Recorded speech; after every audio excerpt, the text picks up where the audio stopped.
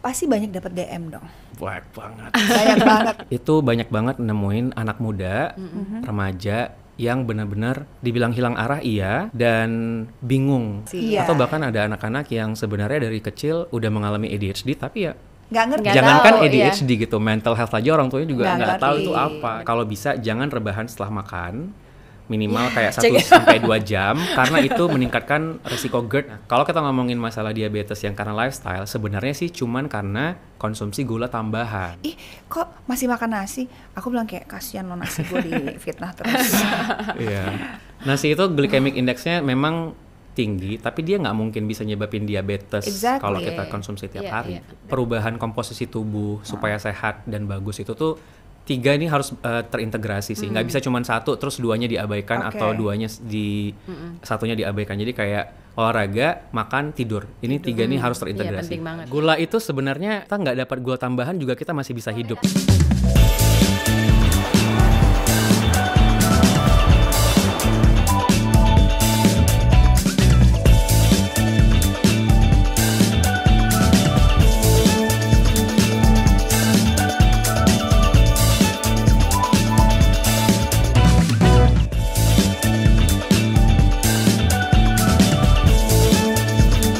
Oke, welcome back again to TS Talks. Jadi lagi ini ya. Gimana nih, Lagi Luna? edisi apa nih kita? Edisi pengen sharing Tentang aktivitas hidup sehat kita iya. ya. Karena tadi pagi gue tuh agak sebel sebenarnya. Iya. Gue juga sebel sama lo tadi pagi. Iya, gue sebel sama diri gue sendiri sih. Karena di saat jujur ya tadi malam, nih guys, tadi malam gue tuh udah di tempat tidur dari jam 10 malam. Oh gitu. Jarang-jarang kan? Iya jarang. Jarang-jarang. Terus gue udah ketiduran 10.15 lah. Paling telat benar-benar nyenyak banget 10.30.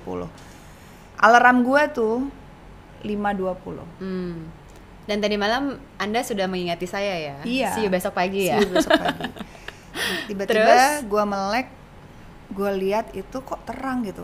Jam 8 pagi. Waduh. Dan gue ngeliat di jam gue bener loh tidur lama Cukup, banget. tapi tidurnya cukup. Lama banget untuk ukuran gue ya. Iya. Lama banget. Tapi yang gue senang adalah kita berdua cukup konsisten untuk berusaha berolahraga setiap pagi. Dan konsisten lah ya, setiap kita ada waktu pasti kita olahraga. Tapi gue ada pertanyaan nih. Iya. Kenapa gue udah sering olahraga tapi kok nurunin sekilo aja susah banget? Betul, itu satu faktor umur kayaknya. Enggak. Nggak salah lagi. Tapi makanya gue hari ini mau bawa expertnya. Expertnya kita pengen konsultasi sedikit lah Bener. gitu loh. Apa sih faktor-faktor yang bisa bikin kita mungkin hidup lebih maksimal lagi kesehatannya ya? Pastinya. Hello. Hey, Ada dia Hai. nih. Jadi gue pikir hari ini kita interview penyanyi. gue pengen agak beda Iya. topik kita kali ini ya. Tapi gue juga bisa nyanyi kok kalau mau. Mau. Ntar nanti ya. Next. Nanti di ending ya. Bercanda. Dr. Farhan. Hai, Kak Farhan Luna. Zubedi. Hai, Kak Yes, Mer, apa welcome to kabar? TS Talks. Baik, Thank you apa so kabar? much. Baik. Kamu kan dokter, kamu apa Iya. kabar hari ini? Aku baik, Baik. sehat alhamdulillah. Kamu kayaknya rajin berolahraga ya? Ya, lumayan. Sterek gitu badannya. Iya. Sterek. Nah ini kan tapi ternyata dia lumayan viral dulu, katanya pernah jadi finalis Indonesian Idol. Oh Udah iya? gitu sempat viral di Iya. TikTok. Wow. Sebagai TikTokers seorang- ya.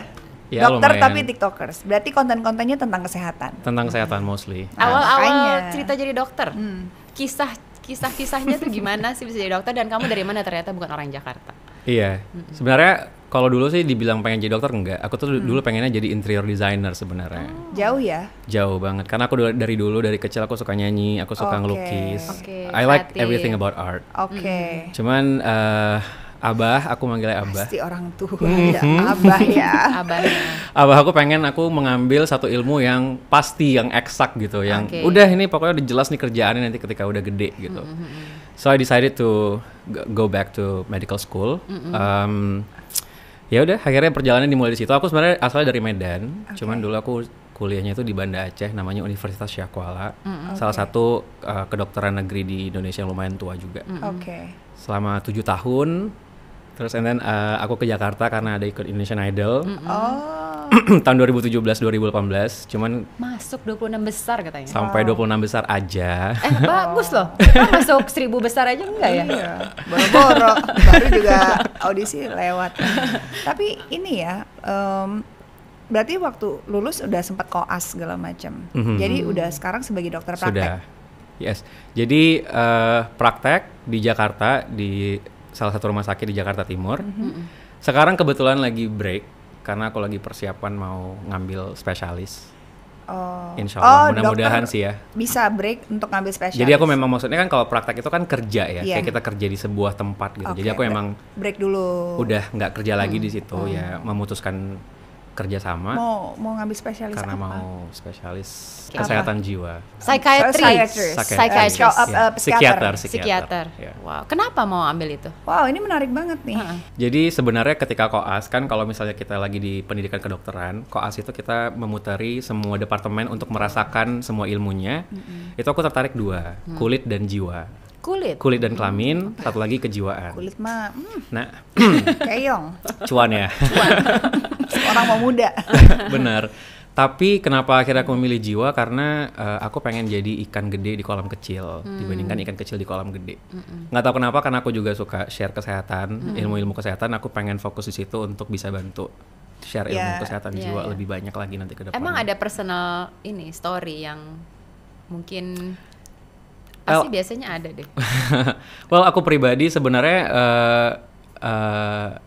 I've been to a psychologist for years now dan masih berlangsung just for my sanity.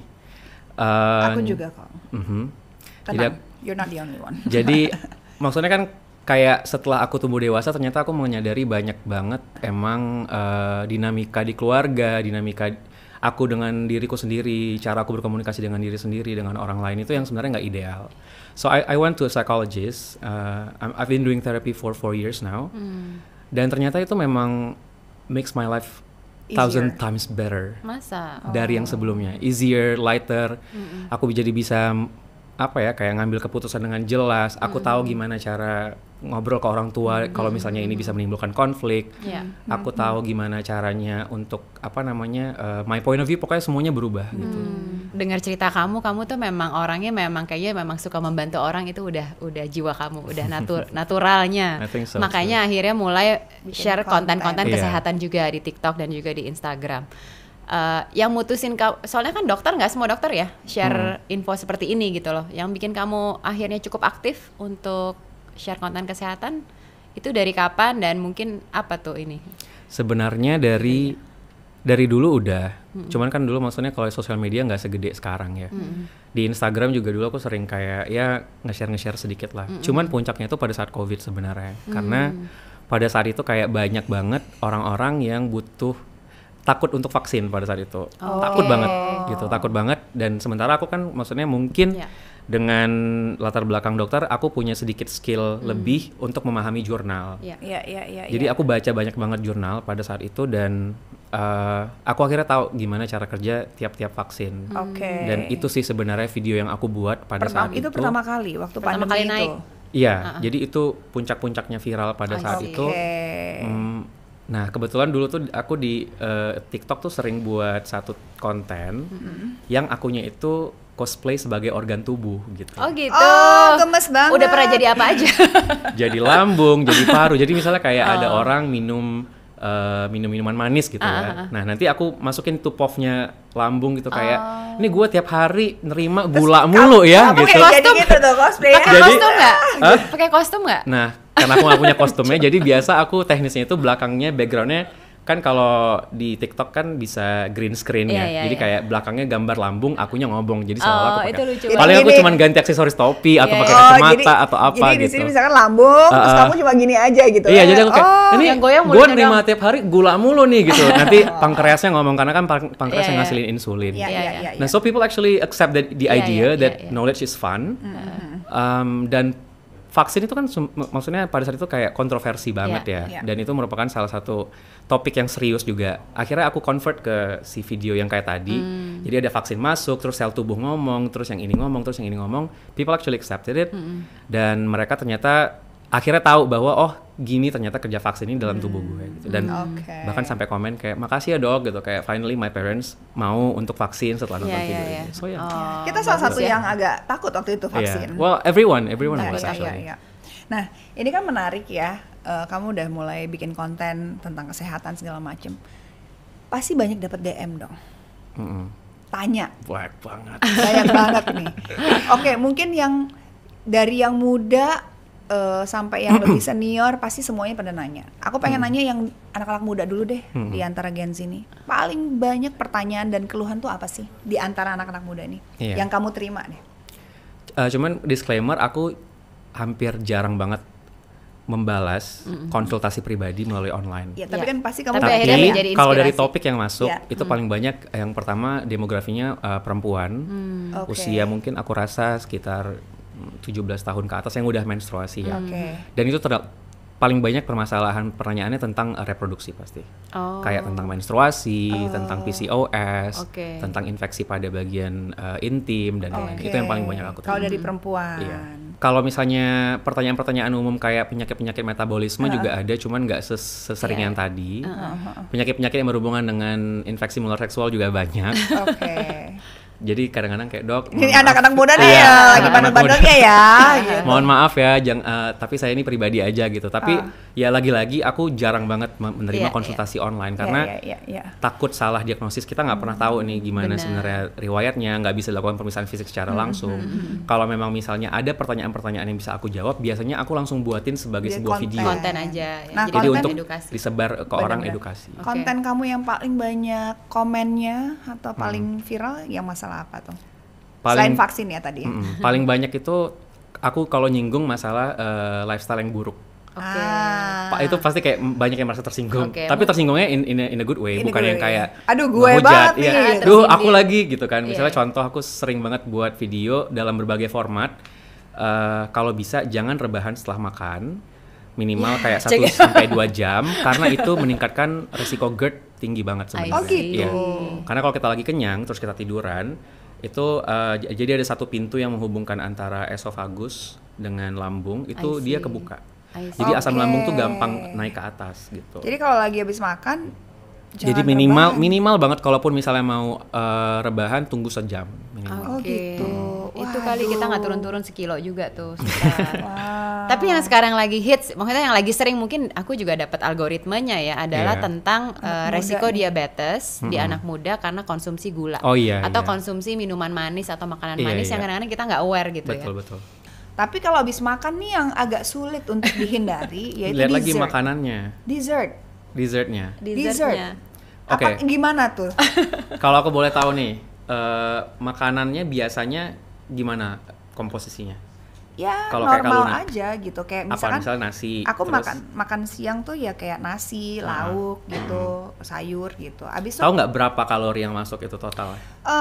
Jujur aku nggak banyak makannya. Aku kecil tapi sering.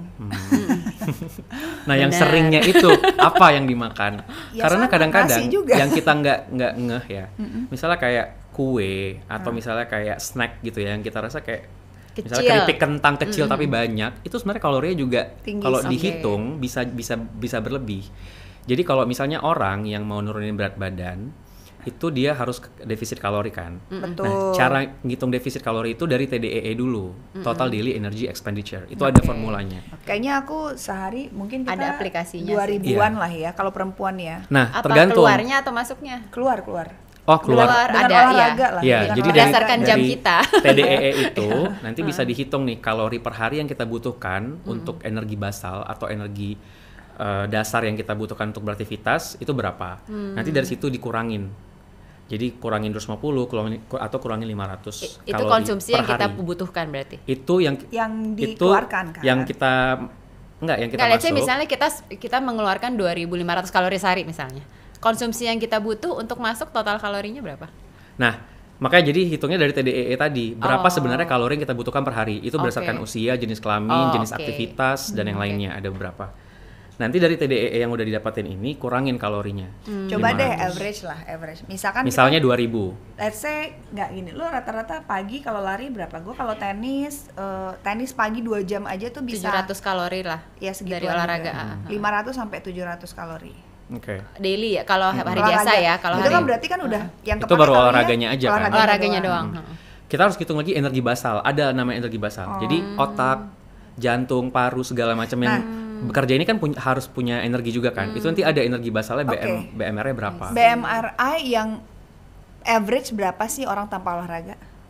Kalau perempuan berapa paling mungkin normalnya? 1.200, 1.300. Ya anggap aja dengan olahraga ini, dengan aktivitas ya 1.900 tuh 2.000 lah ya. Untuk yang aktivitas kayak kita yang olahraganya cukup rutin. Iya gitu, rutin. Artinya kurangin dari situ berarti nanti totalnya. Kurangin berapa? Karena kan maksudnya energi kan ada yang disimpan dalam tubuh, nggak semuanya hari itu yang kita pakai. Jadi ketika energi misalnya kalorinya tadi berapa 2.000 misalnya kita bilang lah, kurangin misalnya 300 per harinya. Berarti otomatis dia harus dapatin dari mana yang 300? Dari lemak. Dia akan pecah lemak jadi glikogen. Berarti artinya kalau energi yang kita keluarkan 2.000, kalau kita makan 2.000 jadi even dong dia. Iya. Tapi kalau kita mau menurunkan berat badan harus dikurangi 300 atau 500 gitu. Artinya sehari itu 1.500 betul. lah, average lah. Yes. Untuk supaya tubuh kita memakan lemak-lemak yang di badan kita. Exactly. Oke. Ya, disitulah kita membutuhkan kalori defisit. Itulah kita butuh penghitungan kalori untuk berat badan. Kalau mau ngitung-ngitung kan sebenarnya harus ada alatnya ya. Bisa. Banyak kok sekarang ada alat aplikasinya yang kita bisa juga. gunakan. Tapi kadang-kadang yang manual loh Mas. Kok alat?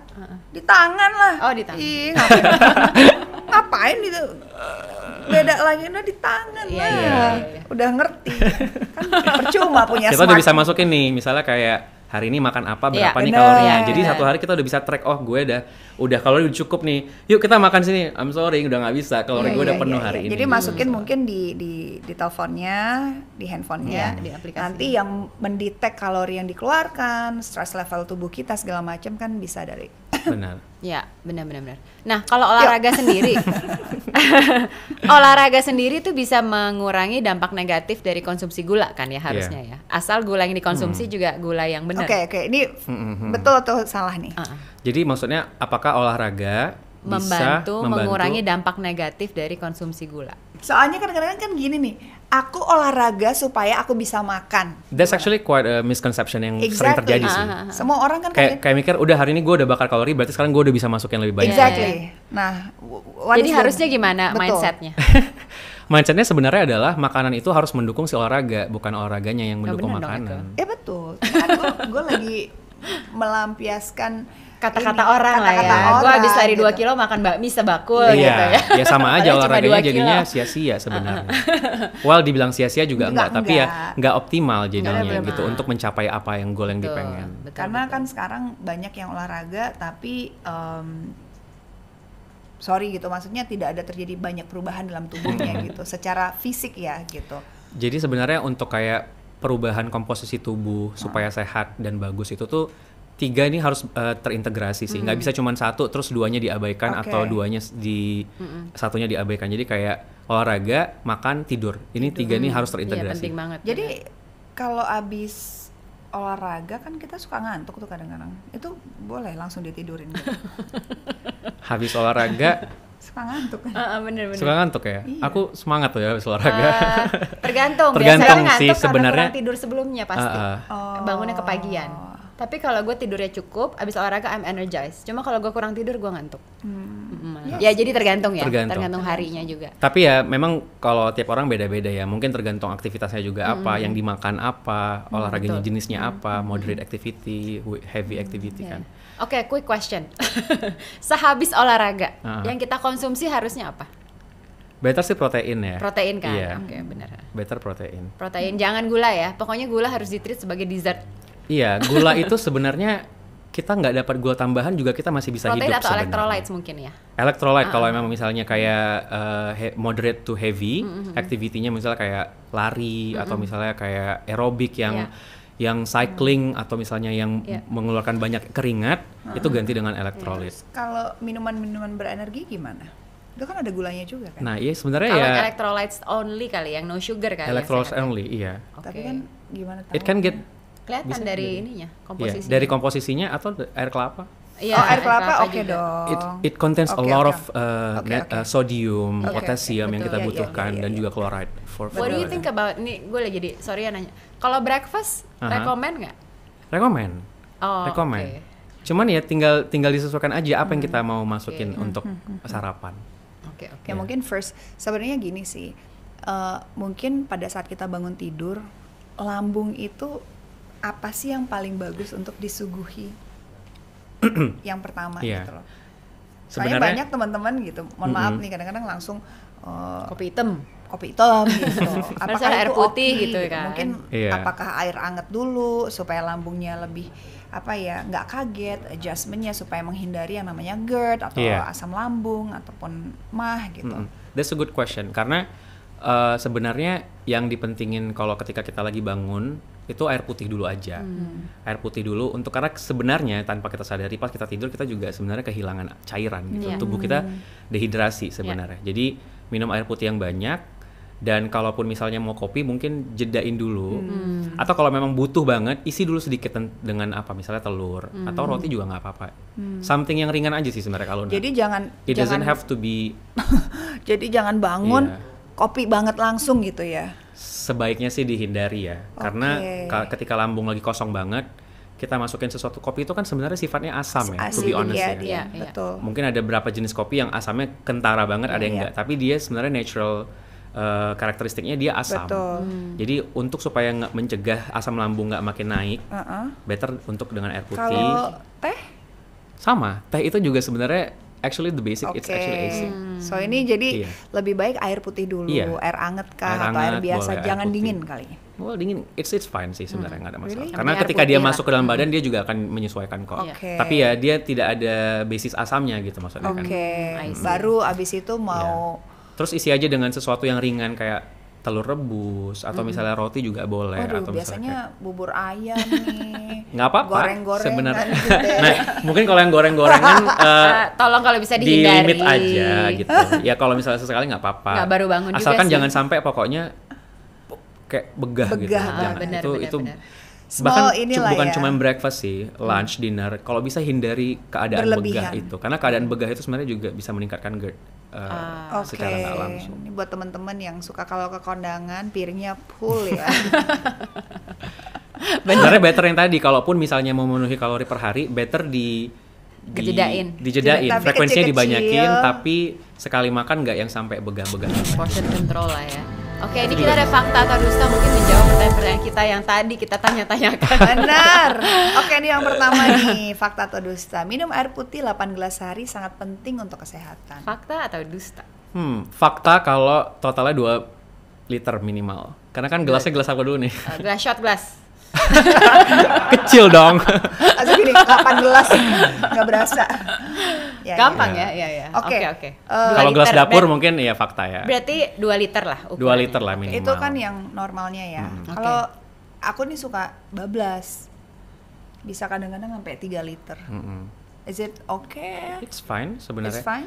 Sebenarnya kalau cara ngitungnya itu yang enak sih minimalnya ya, itu berat badan kita dibagi 3. Misalnya kayak berat badannya berapa, misalnya 70 dibagi 3 kurang lebih kalau 60 20 sampai 26, 22 ya. 23 ya. Ya udah berarti 2,3 liter. Kalau 60 dibagi 3 berarti 20. 20 berarti minimal 2 liter. 2 liter cukup. Tapi kalau lebih dari 2 liter nggak apa-apa. Ya kalau 3 masih oke, asalkan nggak yang kayak lebih banget. Tenggelam Karena nanti. karena ada juga Airnya tuh sampai sini. hiponatremia. Tapi kan tingkat ininya kegiatannya cukup tinggi, jadi mungkin Iya. bisa. Selama kita merasa haus, minum aja gitu. Haus itu kan tanda bahwa tubuh kita butuh cairan. Haus nih gue. Oke. Langsung minum. Oke, fakta atau dusta kedua. Apa tuh? Maksimal heart rate seorang manusia adalah 220 minus usianya. Oh, ini tuh wait. Ini maksudnya Kan fakta pas atau olahraga dusta. ya? Ya kalau ini kayaknya pas olahraga. Ini kayak pas olahraga. Kayaknya ya, biasanya maksudnya. 180 minus usia. Karena nggak sih? kalau maksimal heart rate kita itu sebenarnya di 100 ya. Tapi kalau ketika kita lagi olahraga, yang Di bagusnya atas itu adalah 220 dikurang usia dikalikan 85%-nya berapa. I see. Jadi misalnya kayak misalnya contoh usianya 30. Misalnya usianya 30 kan. Jadi cuma bisa 85%-nya 180, which is mungkin sekitar 160 maksimum. Ya.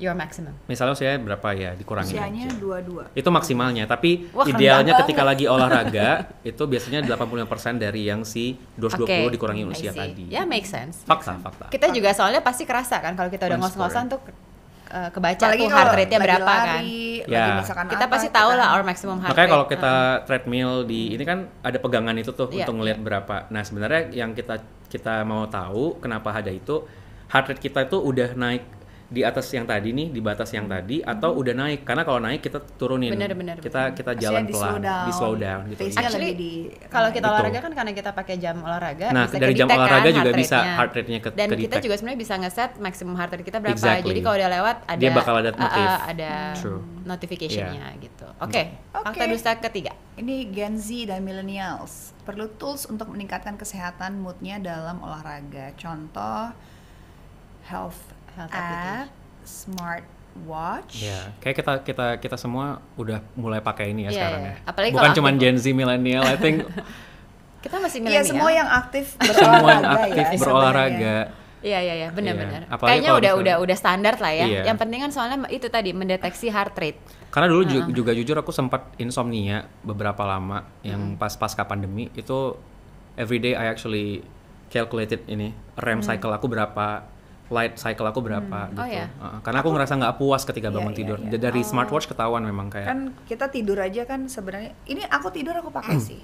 Ada beberapa teman-teman yang memang nggak nyaman ya. Oh, iya. Karena mungkin itu kan jam masa dibawa tidur. Kalau aku benar-benar tracking tidur aku tuh perlu aku Iya. track banget sih. sama-sama. Which is dulu aku tidur juga pakai sekarang smartwatch. juga sempet. Dan kerennya tuh sekarang bisa didetect berapa persen sleep score ya. Ya, Jadi gue areanya kadang-kadang tiap hari kayak gitu. terima rapot loh. Ya deep sleep-nya berapa, light Setiap- sleep-nya berapa. Setiap bangun, aduh gue deg-degan nih, cukup nggak ya sleep score-nya udah bener nggak ya? Oh, Tapi iya, mereka iya. akhirnya Ada- rekomen lagi. ada recovery Iya. levelnya juga Betul. gitu. Karena kita kan cukup aktif ya Iya. olahraganya. Iya, Jadi kan exactly. pasti dia memberikan banyak sekali informasi. Ini kayaknya tidur lo sekian nih. Nanti recovery badannya Iya. juga di angka sekian. Jadi kita gitu. juga tahu mungkin besok saatnya istirahat bukan olahraga. Bener, gitu. bener. Lo Iya, pakai iya. apa biasanya kalau smartwatch? Oh sama dong. Ini nggak beres ya? Aku emang pakai dong. Aku Iya. pakai Samsung Galaxy Watch. Dokter pakainya apa? Ini yang 7. 7 ya? Wih canggih-canggih Ntar aku ya. ganti deh kode. Soalnya kalau nggak salah yang 7 semakin canggih sih. Iya. Semakin- Udah ada energy score juga. Nah Iya, itu yang aku belum ada, jadi kayaknya nih nyaman di aku nih sekarang. Iya. Jadi kan ini emang sekarang jam smartwatch zaman sekarang juga kan tiap tahun kita kan biasanya ganti ya karena sesuai aktivitas dan semua pakai teknologinya AI banget nih. Iya. AI-nya tuh udah kita tidur, kita jalan, kita apa udah ngedetect banget aktivitas kita Anak tuh seperti intern? apa. Anak intern. Tapi Seberapa penting sih nih AI Iya. feature menurut dokter yang bisa membantu mungkin tracking kesehatan kita dan kebutuhan kita recovery? I think it's very important ya. Apalagi zaman sekarang masalah modern membutuhkan solusi yang modern ya. Iya, benar. betul. Dan aku rasa jauh lebih mudah buat kita tracking kesehatan sendiri, nggak perlu kayak kalau Kalau secara zaman dulu kan harus ke harus kita harus ke rumah sakit, ke Harus tensi klinik, lagi, kita harus iya, tensi, benar, cek benar. nadi, Benar. gitu ya. Kalau lagi nggak sakit gitu ya, maksudnya kalau emang kita lagi sehat, segar, bugar, untuk nge-track kesehatan sendiri, I think AI is Ya. a Solusi. whole new level for us. solusi yang memudahkan kita lah. Dan juga ngebantu ya. dokter juga untuk Benar. biar pasiennya sehat gitu. Makanya jadi kalau misalnya kayak tidur gitu kan, terus kalau misalnya kayak olahraga, ya sama aku juga pakai yang smartwatch. Kalau aku ini yang Samsung Galaxy Watch 7. Ini yang pertama kali Samsung Galaxy Watch yang punya Galaxy AI. Nah itu tuh. Itu yang untuk tracking sama fitnessnya, wellnessnya gitu. Jadi Lebih kayak lengkap lagi ya. lebih lengkap.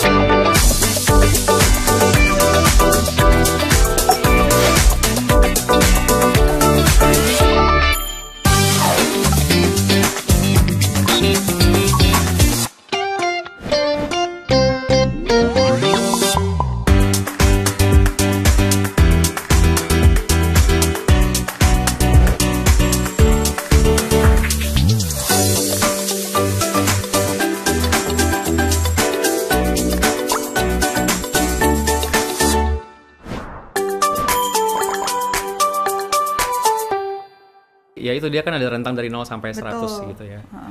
Kalau misalnya dari yang good excellent, dia nanti bakal kasih kita tips olahraga apa aja nih yang kira-kira kita bisa Oke, lakukan, aktivitas apa yang menambah tingkat wellness kita gitu ya. Oke. But then kalau misalnya energi skornya lagi rendah, justru kita disuruh istirahat. Kita disuruh Dan chill. tipsnya tidur itu gitu ya. Iya, Tipsnya tipsnya adalah itu. Tips Sleep.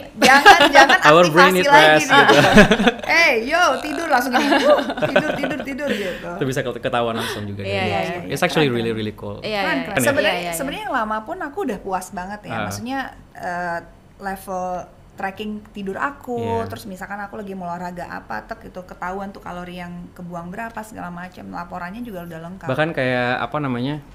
Ya aku kan kayak nge-gym gitu ya. And I need to know my body composition. Bener. Dari yang dulunya lemaknya berapa persen, terus sekarang lemaknya udah berapa persen. BMI-nya. BMI-nya berapa, Iya, iya, muscle iya. mass-nya berapa. Nah, itu I lengkap. can actually track it here. I just Masa? put 2 fingers kayak gini. Oh, masih ya, berarti masih di sini. Iya. Gini. Oke, Iya, itu masih bener-bener. sama. Oh iya, dari yang dulu Yang juga. dulu juga Oh iya. gitu. Terus? Jadi kayak misalnya dari 2 gini aja, itu kelihatan body composition-nya. It's Iya, amazing. Iya, amazing sih. Cuma ada fitur yang baru sih yang aku agak amazing, kayak energy score-nya ini juga. Energy score ya. Itu baru, terus ya tampak ininya juga visualnya juga lebih keren lagi sih. Sleep coaching ya kalau nggak salah ya juga Sleep ya, coaching baru yang ya. Sleep coaching ya. Nah, itu apa tuh sleep coaching? Itu bisa ngedetect kalau misalnya kayak kita kan ketika tidur itu ada tahap-tahapan ya. Tahap-tahapan ketika kita mulai mau tidur. Iya. Terus yang paling penting itu yang ketika mimpi-mimpi terjadi itu kan cycle REM ya, Iya, iya, rapid iya. eye movement namanya Iya, gitu. betul. Di situ yang sebenarnya kita penting banget untuk bisa dapat deep sleep. Baru setelah itu kita yang ke light. Nah, jadi yang sleep coaching itu kalau misalnya ada orang yang mungkin punya gangguan tidur, Insomnia misalkan. ya misalnya atau dia kayak kenapa gue setelah bangun badannya nggak ngerasa bugar ya gitu. Karena kan tujuan kita tidur kita bangun supaya kita bugar. Nah itu bisa di track di sleep coaching sebenarnya di fase mana yang kita terganggu. Jadi Betul. ketahuan lah Ketahuan. kualitas tidurnya Iya. gitu. Jadi kalau misalnya kita udah tahu nih permasalahan di mana, Samsung Galaxy Watch 7 ini bakal ngasih yang sleep animal. Nanti dia ada beberapa macam tuh. Oh, Mulai bisa dari yang muncul. lion sampai yang shark. Oh. Kalau yang lion ini yang bagus banget tidurnya. Kalau yang shark ini nanti yang insomnia banget gitu Oh, ya. gitu. Oke, dikasih stiker kita ya. And then kalau nanti Oh, menarik dia bakal banget, ngasih kita rekomendasi what we should do to actually Oke. improve our sleep. gangguan tidur tuh apa aja sih? Tadi kan Ada ada insomnia. insomnia, apnea sleep juga. Iya, sleep. apnea sleep juga. Jadi Ada obstructive ini ya, OSA ada ya. ngoroknya dikit. Iya, obstructive sleep apnea itu jadi di sini juga bisa. Itu sama. Jadi itu adalah sebenarnya gangguan nafas ketika kita tidur. Nanti ketika kita tidur itu juga di sini bisa di-track tuh. Nafasnya ketika tidur itu seperti apa. I see. Itu bakal ketahuan kita ada sleep apnea atau enggak. Aku bisa witness ya karena udah pakai juga Samsung Galaxy Watch 7. Banyak fitur-fitur baru yang bisa membantu kita membuat rencana latihan olahraga lah gitu. Jadi kita juga tahu when is Yeah. the best time kita udah recovery atau enggak gitu. Kira-kira fitur yang baru apa boleh kali share? Kalau yang udah sempat aku pakai, kita juga bisa input ya yang makanan udah bisa ya. Jadi kayak kalori per hari berapa, apakah tujuan kita mau naikin berat badan, mau turunin berat badan tuh bisa. Jadi dari jam ini juga misalnya kayak hari ini kita udah makan apa aja, kalorinya berapa itu bisa dimasukin. Oh, wow. Also the water intake, jadi kita udah bisa masukin kayak udah minum berapa liter air, berapa mililiter air nih per hari ini gitu, sisanya berapa. Gitu. Itu kita Langsung bisa di jamnya? Bisa langsung dari jam. Wow. Oke. Jadi kayak 250 berapa atau 500 mili hari ini udah tinggal berapa mili Bahkan lagi. lengkap ya, makanan mau dia bilang ada kopi, ada teh, Yes, mau mau semua jenis makanan. makanan tuh siang, banyak. makan malam Iya. gitu-gitu semua ada. Lengkap banget. Exactly. Jadi untuk para perempuan juga nih, kalau di Samsung Galaxy Watch 7 ini ada fitur yang tadi aku juga lihat nih, cycle. Wow, melacak period Cycle cycle ya, tracking. menstruasi ya. Gila ya. Biasanya kalau aku di app sendiri. Iya. Jadi kenapa aku suka taruh cycle ini adalah untuk melacak cycle kita ini normal atau enggak. Menstrual cycle ya. Betul. Menstrualnya. Jadi normal itu gimana sih, tepat waktu atau enggak? Betul, Kan kadang-kadang betul. ada perempuan yang sebulan nggak dapet, Iya, atau iya, bahkan iya. sebulan bisa 2 kali Iya, gitu. iya, Jadi iya. untuk track kalau aku cycle-nya normal apa enggak. Iya, iya. Kalau udah nggak normal kan artinya kita harus ngecek. Harus ngecek. gitu. Iya, benar. Dan ini itu oke penting banget ya. Ini oke banget. Oke sih. banget sih yang additional feature-nya. Iya. Iya. Bisa dimasukin ke kalender gitu ya. Betul. Jadi kita tahu bahwa apalagi kalau kok hari ini mood gue jelek banget nih. Pasti, Oh, ternyata Ternyata udah di ujung-ujung. Udah di ujung-ujung. Pantesan moodnya jelek. Terus udah gitu udah mulai craving. Nah ini buat perempuan juga, ini aku pertanyaannya dong. Kenapa sih kalau orang lagi menstruasi ya perempuan gitu, kok pengen gejolak ngemil? hormon. Iya, itu hormon. Emang pengen ngemil gitu. Gejolak ya, hormon itu bisa bikin many kind of symptoms yang biasanya nggak pernah ada, misalnya kayak ngidam sesuatu. It doesn't have to be food sometimes gitu, kayak ngidam ngelakukan aktivitas apa gitu yang lain yang bikin mood jadi naik atau apa, atau kayak misalnya kayak mood swing itu kan juga salah satu dari symptoms ya. Aku kecenderungannya kalau nggak mood swing pengen yang manis-manis. Pengen yang manis-manis. Ada orang yang pengen yang asam-asam gitu, ada juga. Oh gitu. Cuman aku pengen kasih satu tips yang mungkin orang nggak banyak tahu. Menstrual cycle 23 sampai 35 hari itu masih terhitung normal ya. Karena kadang-kadang banyak orang takut. Antara 23 dan 35 hari. Tapi karena banyak yang takut. Iya, 28 itu normalnya. Cuman kadang kok gue udah 32 hari belum mens lagi ya gitu. Tapi itu termasuk So actually normal. 23 until 35 days it's still normal. Dan orang juga beda-beda tiap bulan juga kadang-kadang cycle-nya. Jadi kalau maju seminggu, mundur seminggu tuh termasuk masih normal. Dibilang masih dalam batas aman. Nah, menurut dokter Farhan, kasih 3 alasan kenapa Samsung Galaxy Watch 7 sangat relatable untuk masyarakat sekarang, terutama yang muda-muda ya, Gen Z, dengan journey kesehatan mereka supaya bisa menjadi lebih baik. 3 ya. Menurut aku yang pertama, Gen Z I think is a tech savvy generation. Benar. Mereka sangat-sangat melek teknologi gitu ya. Jadi I think this is the perfect tool for them untuk ngelacak kesehatan. Yang kedua, dengan adanya banyak teknologi, justru kita kan jadi cenderung untuk lebih aware ya. Lebih aware, tapi at some point kita juga terlena gitu loh. Kita jadi akhirnya kurang olahraga, mungkin kita juga jarang gerak gitu. Dan aku rasa dengan adanya pengingat kayak gini, itu bisa bikin kita jadi lebih aktif lagi buat bisa sehat. Benar. Dan yang ketiga ya, once they actually apply it di dalam hidupnya mereka, hidup sehat, I'm very sure they're gonna influence it to other people. Iya, betul. Jadi lebih ke bahagia orang tua, juga, ya? ke saudara, ke teman. Tapi ini ya jadi edik loh. Makanya informasi tadi jadi kayak terima rapot gue tiap pagi.